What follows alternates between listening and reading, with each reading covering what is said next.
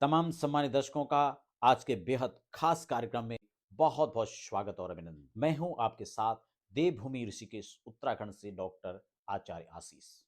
आज का कार्यक्रम उन लोगों के लिए खास होने वाला है जो 2026 में कहीं ना कहीं चूड़ा कर्म शुभ मुहूर्त के लिए डेट सर्च कर रहे हैं।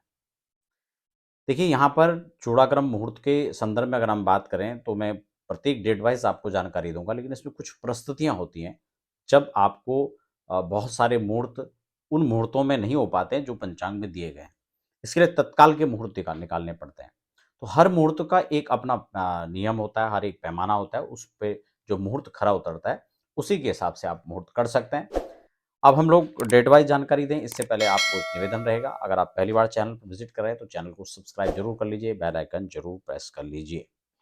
देखिए, सबसे पहले मुहूर्त जब निकालना हो तो मुहूर्त का मतलब होता है एक ऐसा शुभ समय जिसमें आप अपना कोई भी काम कर रहे हैं। ठीक इसी प्रकार से चूड़ाक्रम है, मुंडन संस्कार है। इसमें क्या होता है कि एक तो बच्चे का जन्म के हिसाब से आपको जो है डेट के हिसाब से आपकी कुंडली के हिसाब से बच्चे के वो मुहूर्त निकालना होता है। उसमें भी कई बार क्या होता है कि मान लो अभी कोई कार्यक्रम हो रहा है, फिर शादी है या फिर कोई सूतक पातक का दोष है, तो कई सारे मुहूर्त आपको कई बार निकालने के बावजूद भी मुहूर्त नहीं हो पाता है। तो ऐसे में फिर वर्ष का भी रहता है कि हाँ जी, तीसरे महीने में तीसरे साल में करना है, पता लगे फिर चौथा साल लग गया। तो ये बहुत सारी परिस्थितियां होती हैं जिनमें मुहूर्त नहीं निकल पाते हैं।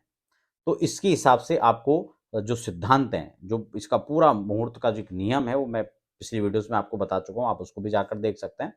और कैसे इस मुहूर्त को निकालें उसको समझने के लिए राशि से गोचर का चंद्रमा 4, 8, 12 नहीं होना चाहिए। और क्योंकि लगन का एक महत्वपूर्ण भूमिका होती है, शास्त्रकार कहते हैं सर्वे दोषा विनिस्सन्ति लग्न शुद्धि यदा भवेत्।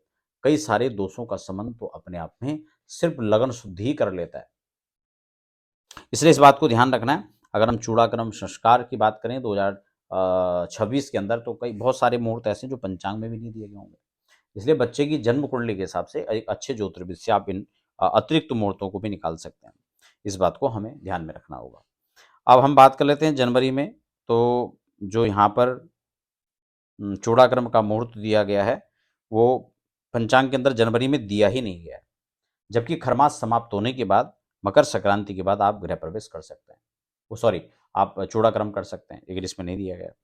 फरवरी के अगर मुहूर्तों में जाएं तो आपको 11 फरवरी, 26 और 27 फरवरी का मुहूर्त है। मार्च में फिर यहाँ मुहूर्त नहीं दिया है। हाँ, मार्च में नहीं दिया गया। अप्रैल में देख लेते हैं तो आपको 21 अप्रैल, 23 अप्रैल, 24 और 30 अप्रैल का मुहूर्त यहाँ पर मिल जाता है। जबकि मई में 4 मई, 9 मई और आपका 10 मई, 11 मई का मुहूर्त आपको मिल रहा है।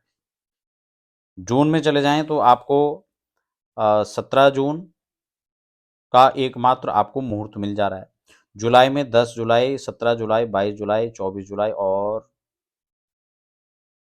नहीं, जून में सॉरी, जून में 10 जून, 17 जून, 22 जून, 24 जून का मुहूर्त आपको मिल जा रहा है जून के महीने में। और जुलाई के महीने में सिर्फ एकमात्र मुहूर्त है जो आपका 9 जुलाई का है। तो साल भर के अंदर आपको यही मुहूर्त दिए गए, उसके बाद यहाँ पर मुहूर्त दिया नहीं गया। तो इसलिए बच्चे के जन्म कुंडली के हिसाब से पंचांग शुद्धि, लग्न शुद्धि के द्वारा बच्चे के जन्म कुंडली के अनुसार आप अन्य मुहूर्तों का भी चयन कर सकते हैं।